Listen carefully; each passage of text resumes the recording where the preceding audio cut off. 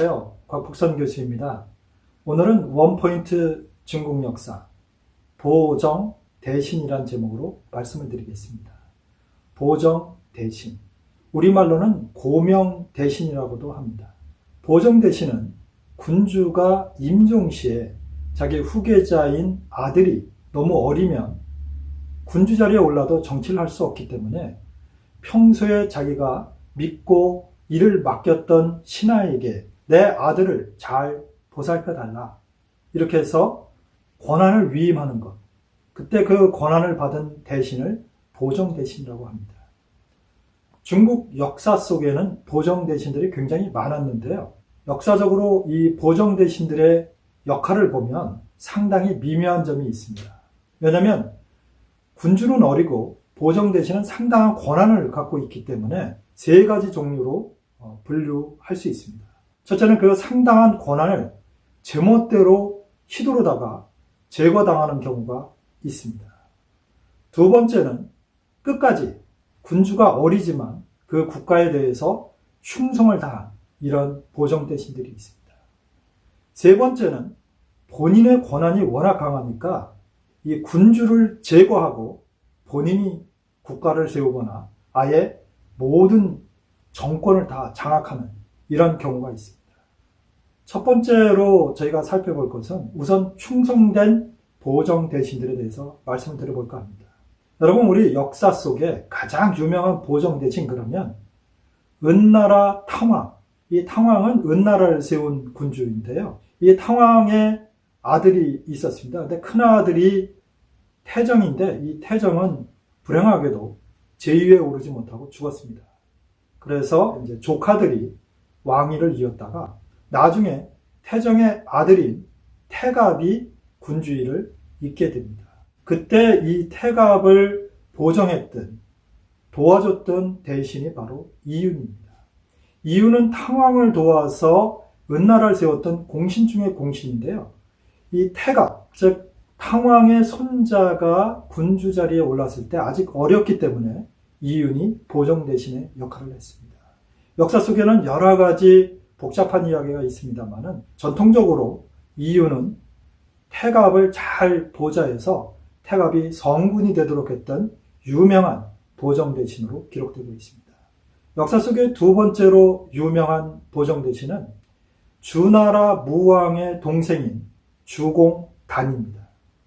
주공은 공자님이 가장 존경했던 사람 중에 한 사람입니다.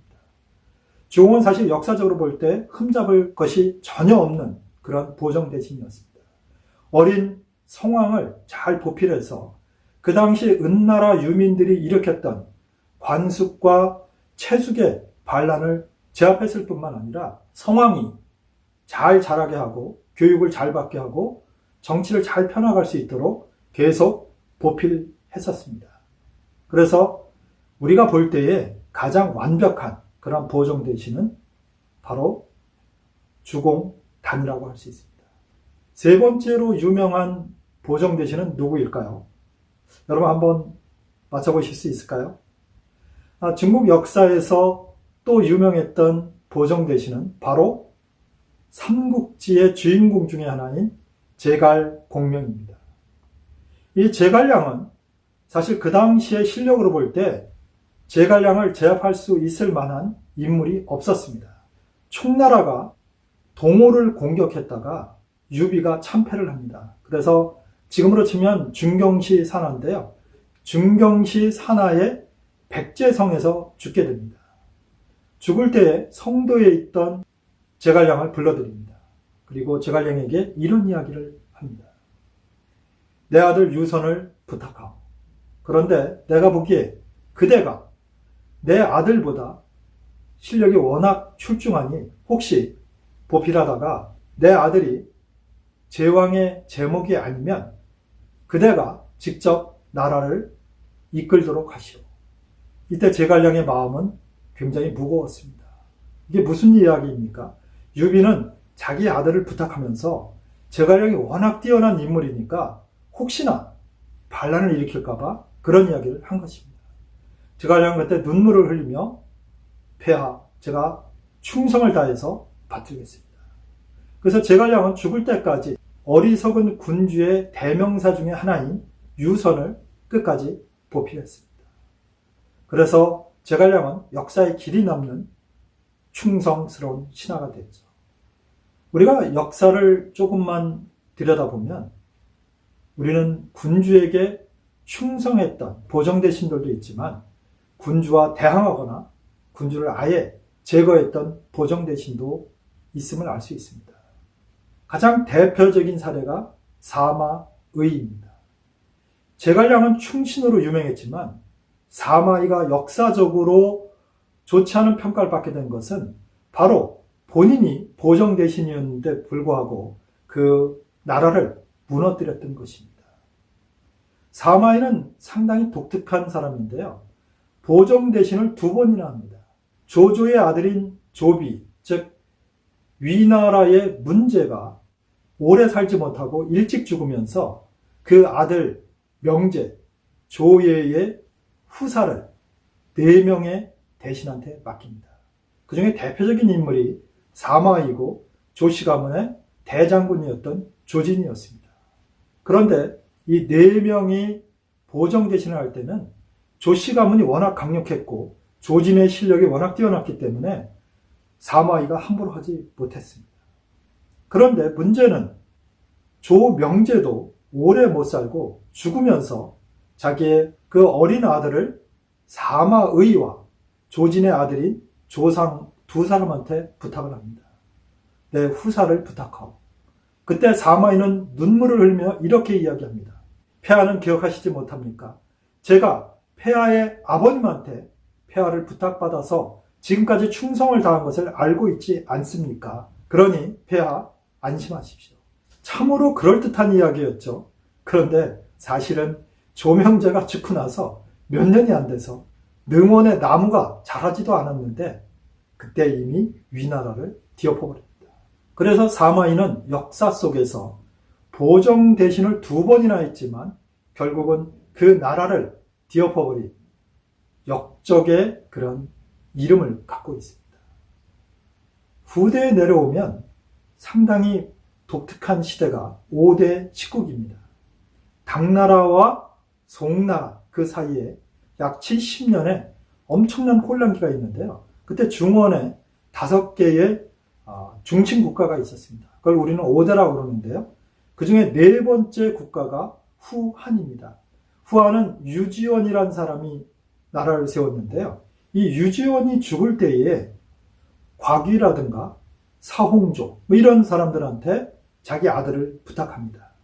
그런데 문제는 그의 아들인 유승우, 즉 은제가 즉위하고 나서 이 보정대신들이 눈에 가시인 것입니다. 하고 한 날 황제가 하는 것에 간섭을 하는 것이죠.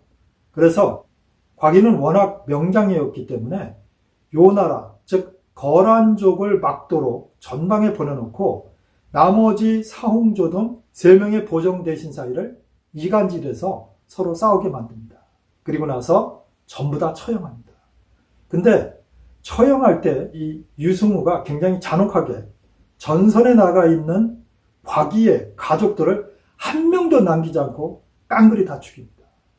그럼 곽위는 어떻게 해야 될까요? 저 같아도 가만히 있지 않겠죠.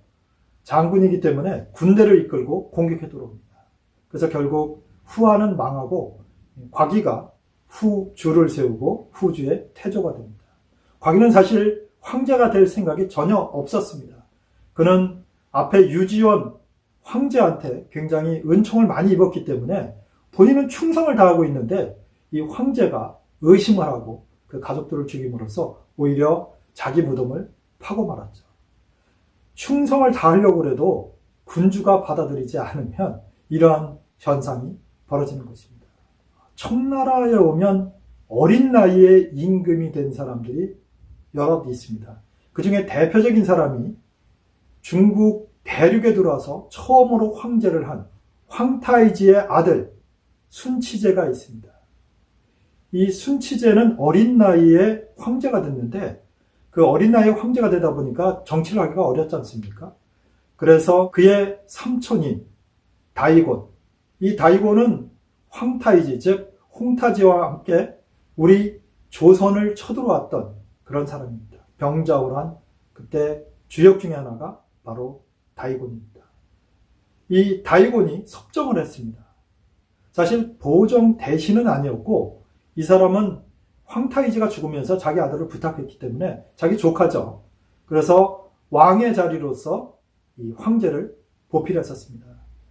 그도 황제가 되고 싶은 야심이 있었지만 황타이지의 부인이 상당히 현명하게 행동하고 이 다이곤과 거의 어떻게 보면 부부관계 비슷하게 되면서 황타이지의 라인을 보호했습니다.